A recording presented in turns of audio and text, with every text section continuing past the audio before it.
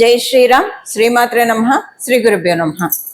2026 సంవత్సరం జూలై నెల 17వ తారీఖు నుంచి 2026 సంవత్సరం ఆగస్టు 17 వరకు కూడా అత్యంత శుభప్రదమైన గ్రహస్థితి ఖగోళంలో గోచారంలో చోటు చేసుకోబోతుంది.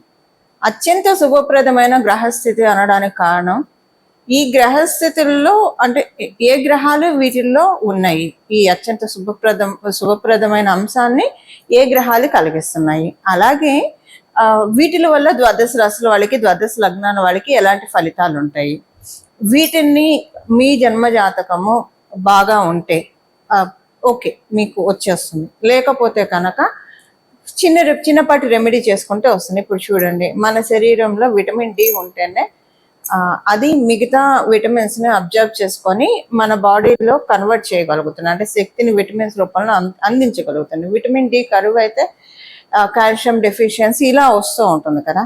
అలా మీ జన్మ కుండలిలో కనుక యోగాల్ని తీసుకునే అంశం మిస్ అయితే అప్పుడు ఎలాగైతే మనం సప్లిమెంట్సో లేదంటే ఫుడ్ ఐటమ్సో ఫ్రూట్సో తీసుకుంటామో అలాగా పరిహారం చేసుకోవాలి.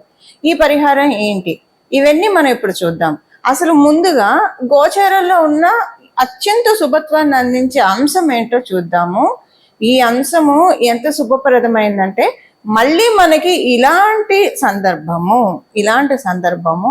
12 ఏళ్ల వరకు రాదు, ఇంకా గట్టిగా చెప్పాలంటే 30 ఏళ్ల వరకు కూడా రాదు. కారణం ఏంటో ఇప్పుడు మనం చూద్దాం. అసలు ఏంటి ఈ ఏ ఏ గ్రహాలు ఉన్నాయి ఇందులో, కారణం ఇవన్నీ ఇప్పుడు మనం చూద్దాం. రవి గురుల యొక్క కలయిక కర్కాటక రాశిలో జరుగుతుంది. గురు భగవానుడు ఆల్రెడీ దేవగురువైన బృహస్పతి కర్కాటక రాశిలో స్థితిలై ఉన్నారు. సూర్యనారాయణమూర్తి కూడా రవి కూడా కర్కాటక రాశిలోకి 17వ తారీఖు జూలై 17 వస్తుంది. అయితే ప్రతి నెల కూడా రవి ఒక్కొక్క రాశికి ఆయన మారుతూ ఉంటారు, ప్రతి నెల మారుతూ. అందుకే సూర్య సంక్రమణములు రవి సంక్రమణము చాలా విశేషమైంది. మనం సత్యనారాయణ స్వామి వ్రతకల్పంలో కూడా చూస్తే రవి సంక్రమణ దినాల్లో సత్యనారాయణ స్వామి వ్రతం ఎవరైతే చేసుకుంటారో వాళ్ళకి కొమ్ము కాచి అండగా ఉండి వాళ్ళ ఇంట్లో సకల సౌభాగ్యాలు నేను అందిస్తానని చెప్పి సాక్షాత్ రమ సత్యదేవుడు చెప్పి ఉన్నారు. ఆ వ్రతకల్పంలో మనకు ఉంటుంది. ఏకాదశులు పౌర్ణమిలు ఇలా ఉన్న ఈ క్రమంలో రవి సంక్రమణ దినాలు కూడా చెప్పి ఉన్నారు. నిజంగానండి, మామూలుగా కూడా ప్రతి నెల రవి సంక్రమణం ఒక రోజు పట్టుకొని పంచాంగంలో ఇప్పుడు మనకి యూజర్ ఫ్రెండ్లీ, మీరు వీటిల్లో కూడా చూడొచ్చు, పంచాంగంలో చూడొచ్చు. ఆ రవి సంక్రమణ రోజుల్లో కనుక మనము ఏదైనా ప్రత్యేకమైన ఆరాధన చేస్తే ఆ నెలంతా బాగుంటుంది. ఎస్పెషల్లీ ఆయన కర్కాటక రాశిలోకి వచ్చినప్పుడు సూర్యనారాయణమూర్తి రవి అన్ని రాశుల్లో తిరిగేది అంతా ఒక లెక్క అయితే కర్కాటక రాశి మరియు మకర రాశి ఈ రెండు స్పెషల్గా ఉంటాయి, చాలా విశేషంతో కూడుకొని ఉంటాయి, విశేషమైన శుభత్వాన్ని ఇస్తాయి. కారణం ఏంటంటే రవి కర్కాటక రాశిలోకి ప్రవేశించినప్పటి నుంచి దక్షిణాయన పుణ్యకాలం ప్రారంభమవుతుంది. పూజలకి, జపాలకి, వ్రతాలకి, చాతుర్మాస వ్రతం అని చేస్తారు. ఇలా అన్నిటికీ కూడా అది ఓపెన్ అవుతుంది, చాలా మంచిది. ఇంకా రవి కనుక మకర రాశిలోకి వస్తే మకర సంక్రాంతి, అక్కడి నుంచి ఉత్తరాయణ పుణ్యకాలం ప్రారంభమవుతుంది. అందువల్ల ఒక 6 నెలలు, అందుకే ఆయనం అంటాం, ఉత్తరాయణం దక్షిణాయనం. స్వామివారు రవి దక్షిణ దిక్కుకి ప్రయాణం చేసేప్పుడు అది దక్షిణాయనం అంటాం, ఇంకా ఉత్తర దిక్కుకి ప్రయాణం చేసేప్పుడు ఉత్తరాయణం అంటాం. ఇంక ఇక్కడి నుంచి దక్షిణ దిక్కుకు ఆయన ప్రయాణం సాగుతూ ఉంటుంది. ఈ కర్కాటక రాశిలో ఆయన రావడం చాలా మంచిది. అయితే ప్రతి సంవత్సరం వస్తూ ఉంటారు, వచ్చినప్పుడంతా మంచిది, చాలా మంచిది. కానీ ఈసారి గురు భగవానుడి ప్రెజెన్స్ లో ఇది జరుగుతుంది. దేవగురువైన బృహస్పతి కర్కాటక రాశిలో ఆయన ఉచ్చ స్థానంలో చాలా కంఫర్టబుల్ గా ప్లేస్ అయి ఉన్న సమయంలో రవి రావడము చాలా విశేషమైన శుభాన్ని ఇస్తుంది. ఇది 12 సంవత్సరాల వరకు మళ్ళీ మనకి ఇలాంటి అవకాశం రాదు. అంటే ఒక నెల వరకు రవి ఇక్కడ ఉంటారు, తర్వాత సింహరాశిలోకి మారిపోతారు. కానీ దీని ఇంపాక్ట్ 6 నెలలు ఉంటుంది మనకి. మళ్ళీ ఇలాంటి శుభత్వాన్ని మనం చూడాలంటే 12 సంవత్సరాలు వేచి ఉండాలి. ఎందుకంటే ఒకసారి కనుక దేవగురువైన బృహస్పతి కర్కాటక రాశిలోంచి జరిగిపోయి సింహరాశిలోకి వస్తే మళ్ళీ ఆయన అక్కడికి రావడానికి 12 సంవత్సరాలు వ్యవధి పడుతుంది. ఇంకొక విశేషం ఏంటి, శనేశ్వరుడు కర్మకారకుడైన శనేశ్వరుడు మీనరాశిలో ఉన్నాడు. ఈ మీనరాశికి అధిపతి ఎవరు? దేవగురువైన బృహస్పతి. ఆయన నవమ దృష్టితో మీనరాశి మీద శనేశ్వరుడి మీద దృష్టి పెట్టి ఉన్నారు. ఈ పర్టికులర్ గా ఈ పీరియడ్ లో శనేశ్వరుడు వక్రించి కూడా ఉన్నాడు. ఇది చాలా మంచిది. వక్రించి ఉన్న శనేశ్వరుడు మీనరాశిలో, అంటే వక్రించి ఉంటే ఆయన ఎటువైపు ఆయన పయనం అవుతుంది, సహజ కాలపురుషుడు కుండలీలు లాభస్థానం వైపు ఆయన పయనం అవుతుంది, కుంభరాశి వైపు ఆయన పయనం అవుతుంది. ఈ సమయంలో గురువు అంటేనే జీవకారకుడు, ఆయన శనేశ్వరుడి మీద దృష్టి పెట్టడము. మళ్ళీ ఇలాంటి కాంబినేషన్ మనకి రావాలంటే 30 ఏళ్ళు వెయిట్ చేయాలి. అప్పుడు అంటే 30 ఏళ్ళకి శనేశ్వరుడు మళ్ళీ మీనరాశిలోకి రావాలి, మళ్ళీ ఆయన వక్రగతిలో కూడా అప్పుడు గురు భగవాన్ ఇక్కడ ఉండాలి, కర్కాటక రాశిలో ఉంటారు. అది మళ్ళీ మనం ఆ క్యాలిక్యులేషన్స్ వేరు ఉంటాయి. ఉండాలని రూల్ కూడా లేదు, ఆయన వేరే రాశిలో కూడా ఉండొచ్చు ఆ టైంలో. ఇలాగా అంటే ఇది ఎప్పటికో వస్తుంది మనకి ఇలాంటి గ్రహస్థితి, అత్యద్భుతమైన గ్రహస్థితి. అందరూ కూడా ప్రాపర్గా యూటిలైజ్ చేసుకోవాల్సిన సమయం ఇది. ఏం చేయాలి, అసలు దీని యొక్క సిగ్నిఫికెన్స్ ఏంటి, ఇది మనం చూద్దాం. మామూలుగా మనము దీని విశేషం ఏంటంటే, మామూలుగా మనము జన్మ తీసుకునేదే ఈ జీవుడిని ఈ శరీరంలోంచి జనన మరణ చట్రంలో నుంచి బయటపడేయడానికే భగవంతుడు మనకి మానుష జన్మనిస్తాడు. మానుష జన్మ ఇచ్చినప్పుడు గృహస్థాశ్రమ ధర్మంలో ఉన్నప్పుడు మన కర్తవ్యాలు మనం నిర్వహించాలి. డే టు డే లైఫ్ లో మనం చేయాల్సిన పనులు మనం చేయాలి, మన రెస్పాన్సిబిలిటీస్ మనం చూసుకోవాలి. మన ఇంటికి ఇప్పుడు మన ఇంట్లో వాళ్ళు ఎక్కడికైనా వెళ్ళాలంటే వాళ్ళతో వెళ్ళాలి. ఎందుకంటే మనం ఎంత ఆధ్యాత్మికంగా ఉన్నా సరే ఇంట్లో వాళ్ళది కూడా మనం పట్టించుకోవాలి. సో వాళ్ళు ఎటన్నా వెళ్ళాలంటే వాళ్ళతో పాటు వెళ్ళాలి. బట్ ఎటు వెళ్ళినా కూడా ఒక వైరాగ్య భావంతో, సపోజ్ ఒక సినిమాకే వెళ్ళాం అనుకోండి, అక్కడ కూడా మనం ఒక వైరాగ్య భావంతో ఉండడం. అంటే ఇది అన్ని వేళలా ప్రాక్టికల్గా పాసిబుల్ కాదు, కానీ సాధనాతో సాధ్యతే సర్వం. ఇది నా కుటుంబ సభ్యుల కోసం నా బాధ్యతగా నేను చేస్తున్నాను అన్న భావంతో ఏదైనా ఎటు వెళ్ళినా, ఒక గుడికి వెళ్తే మటుకు ఫుల్ డెడికేషన్తో ఉండడము.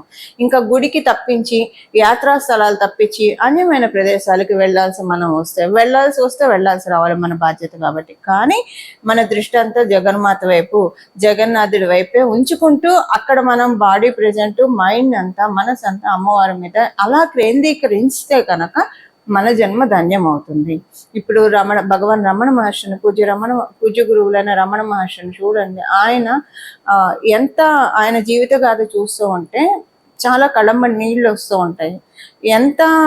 అంటే ఎన్ని జన్మల సాధనం ఈ జన్మలో ఆయనకి మోక్షాన్ని, అరుణాచలేశ్వరుల్లో ఆయన ఐక్యమయ్యే స్థితిని తీసుకొచ్చింది.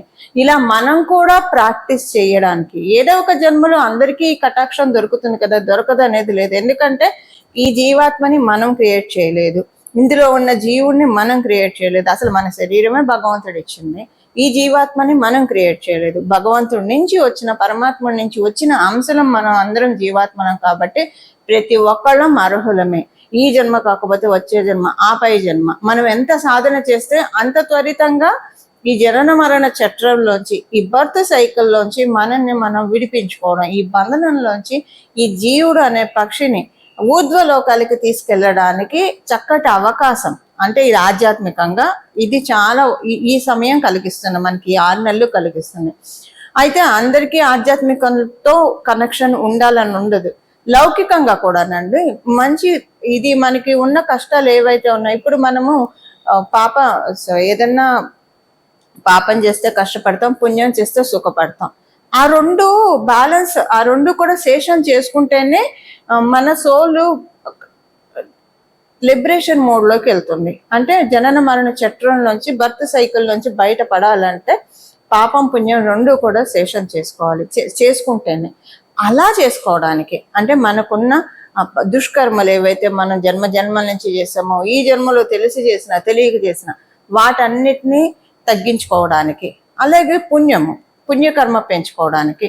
ఈ పుణ్యకర్మ కూడా మనం భగవంతుని వేడుకోవాలి. నేను చేసే ప్రతి పుణ్యకర్మ కూడా మళ్ళీ నిన్ను ధ్యానించే విధంగా నన్ను డైరెక్ట్ చేయి, ఆ పుణ్యాన్ని దానికి ఉపయోగించు. అంటే ప్రశాంతంగా నా జీవనాన్ని నేను సాగిస్తూ నా కుటుంబ బాధ్యతల్ని నేను చూసుకుంటూ ఎక్కడా కూడా నా బాధ్యతల్ని మరవకుండా స్కిప్ చేయకుండా ప్రతి చోట నేను ఉండాల్సిన చోట నేను ఉంటూ నా బాధ్యతల్ని చూస్తూ ఈ బాధ్యతలే పరమావధి, లేదంటే ఈ బంధాలే శాశ్వతం అని ఒక మాయా చట్రంలో కూరుకుపోకుండా స్వామి జగన్మాత జగన్నాథ మహాదేవ నన్ను రక్షించి నువ్వే సత్యము, నిన్ను తెలుసుకోవడమే అసలైన సత్యం. సత్య మార్గం అంటే ఏంటి? భగవంతుని తెలుసుకోవడమే అసలైన సత్యం, భగవంతుని నామస్మరణ చేయడమే అసలైన ధర్మం. వీటిల్లోనే నన్నుంచు, మాయలో పడకుండా నిన్నే ధ్యానించే విధంగా, అంటే ఈ బంధాలు శాశ్వతం అని చెప్పి ఈ మాయా చట్రంలో ఉండకుండా ఏది చేసినా ఒక తామరాకు మీద నీటి బొట్టులాగా బాధ్యతగానే చేసే విధంగా, మొత్తం నా దృష్టి అంతా నా మనసంతా నీ మీదే లగ్నం అయ్యే విధంగా నన్ను కాపాడు పరమాత్మ అని మనం ఎప్పుడు కూడా భగవంతుని వేడుకుంటూ ఉండాలి. అలా వేడుకుంటూ ఉంటే ఏ జన్మకో స్వామివారు అమ్మవారు కరుణించకపోదు, మన సోల్ని మనము లిబరేట్ చేసుకునే స్థితికి వెళ్తుంది. అసలు ఇలా చేస్తూ ఉంటే, ప్రాక్టీస్ చేస్తూ ఉంటే ఇహలోకంలో కూడానండి చాలా కష్టాలు అవే ఆటోమేటిక్గా సాల్వ్ అయిపోతూ ఉంటాయి. ఇది ప్రాక్టికల్గా చూసి చెప్తున్న విషయము. అన్నీ అవే సాల్వ్ అయిపోతూ ఉంటాయి, ఏది పెద్ద కష్టంగా అనిపించదు.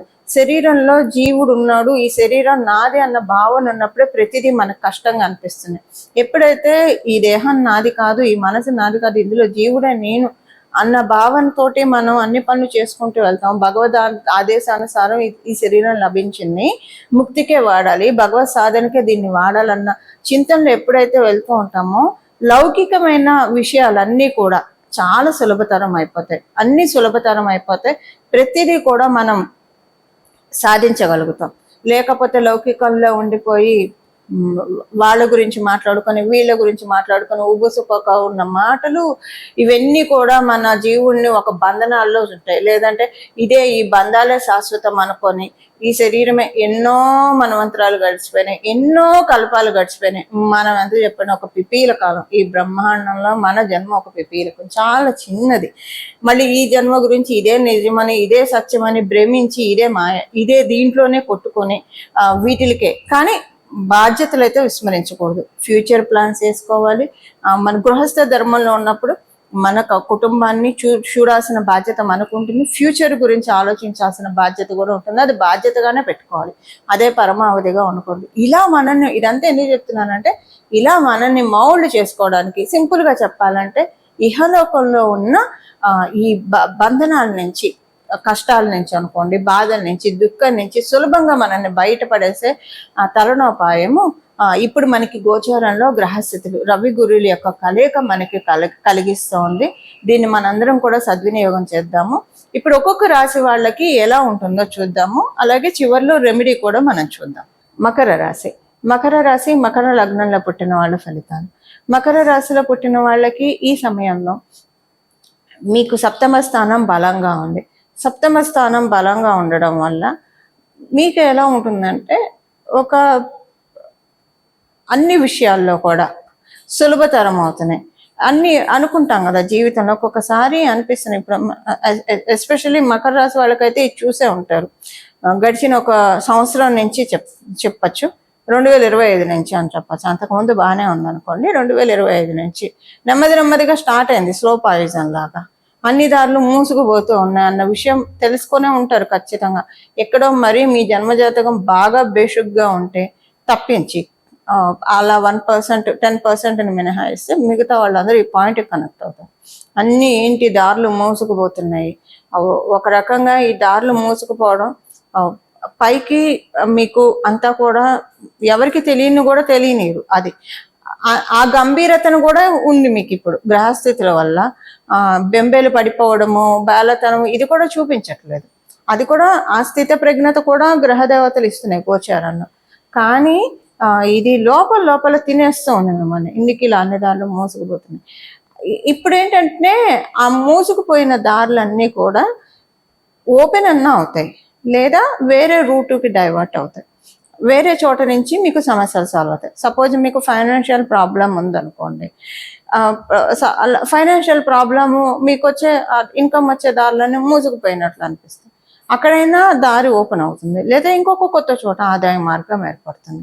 అలా మీరు కుటుంబ పరంగా చిక్కులను ఎదుర్కొంటున్నారు, ఆ చిక్కులు సాల్వ్ అవ్వట్లేదు, స్లో పాయిజన్ లాగా ఉంది, మీకు ఎప్పుడు దీంట్లో నుంచి బయటపడేది, అన్ని దారులు మూసుకుపోయినా ఇంకొక చోట నుంచి మీకు అంటే ఇంకొక రకంగా హెల్ప్ దొరుకుతుంది అవన్నీ సాల్వ్ అవ్వడానికి. ఇలా మీరు ఏ విషయంలో బాధపడుతున్నారో ఆ విషయంలో మీకు సులభతరం అయ్యే విధంగా గోచారంలో ఉన్న గ్రహ దేవతలు దీవెనలు అందిస్తున్నాయి. ఇవి మకర రాశి మకర లగ్నంలో పుట్టిన వాళ్ళ ఫలితాలు. పరిహారము, ఇప్పుడు చేసుకోవాల్సిన పరిహారము నేను మొదటే చెప్పాను. ప్రతిదీ కూడా ఈ రవి సంక్రమణం రోజుల్లో సూర్యనారాయణ మూర్తి రవి ఆరాధన, అలాగే ప్రత్యేకమైన దేవీ దేవతల ఆరాధన, జగన్మాత దర్శనం, మహాదేవుని దర్శనం, జగన్నాథుడి దర్శనం, ఎక్కడ ఉంటే అక్కడ విష్ణు ఆలయాలు, శైవ ఆలయాలు, సుబ్రహ్మణ్య స్వామివారి ఆలయాలు, జగన్మాత ఆలయాన్ని దర్శించడం వల్ల ఆ రోజు మనం చేసేది మంచి ఫలాలను అందిస్తుంది.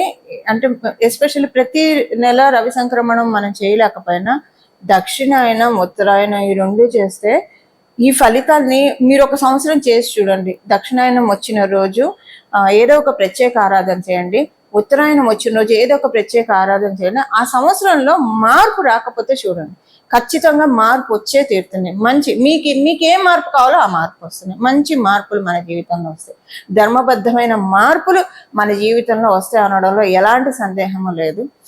ఇది నేను అనుభవించి మీ అందరికీ చెప్తున్న విషయాలు. ఇవన్నీ కూడా ప్రాక్టికల్గా అన్నీ నేను ఆచరించి నాకు ఏవేవైతే బాగా జరిగిందో నా జీవితంలో అందరికీ బాగా జరగాలని చెప్తున్న విషయాలు ఇవన్నీ కూడా. పరిహారం వచ్చేసేసి మీ ఇష్టదేవత ఆరాధన చేయండి. 17వ తారీఖు ప్రత్యేకించి 17వ తారీఖు మొదలు మొత్తం నెలంతా ఈ 6 నెలలు కూడా భగవద్ ఆరాధన. ఇంకొకటి ఏంటంటే ఈ 6 నెలల్లో దక్షిణాయన పుణ్యకాలం 6 నెలలు ఉంటుంది, అంటే మకర సంక్రాంతి వరకు ఉంటుంది. ఈ 6 నెలలు ఇప్పుడు గురు భగవానుడు ఉన్నాడు అంటే దేవతలు, గురు భగవానుడు కర్కాటక రాశిలో ఉండడం అంటే దేవతలు మన మొరలు ఆలకించే సమయం అని అర్థము. ఆయన ప్రత్యేకంగా కంఫర్టబుల్ ప్లేస్లో ఉన్నారు కాబట్టి మనం చేసే ప్రతి పూజ కూడా సాఫల్యత చెందుతుంది. చేయాల్సింది ఏంటంటే ఈ 6 నెలలు శ్రీమద్ భాగవతాన్ని అంటే కృష్ణ కథల్ని వినడము, దేవి భాగవతాన్ని చదవడము, వినడము. ఇవి మీరు చదవగలిగితే మరీ మంచిది, లేదా వినండి. చక్కగా పూజ్య గురువులు ఎంతోమంది ప్రవచనాల రూపంలో చెప్పి ఉన్నారు. పూజ్య గురువులు వడ్డిపర్తి పద్మాకర్ గురువు గారు, చాగంటి గురువు గారు, సామవేద షణ్ముఖ శర్మ గారు, చాలా మంది పూజ్య గురువులు చెప్పి ఉన్నారు. వినండి లేదా చదవండి, ఏదో ఒకటి చేయండి.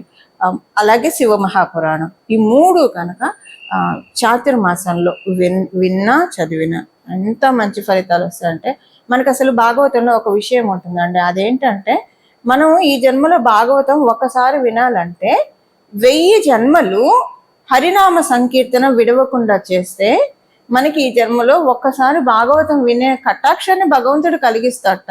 అందుకే మనకి వాగ్గేయకారులు పాటలు ఎంత అనుభవించి రాశారో అనిపిస్తుందండి.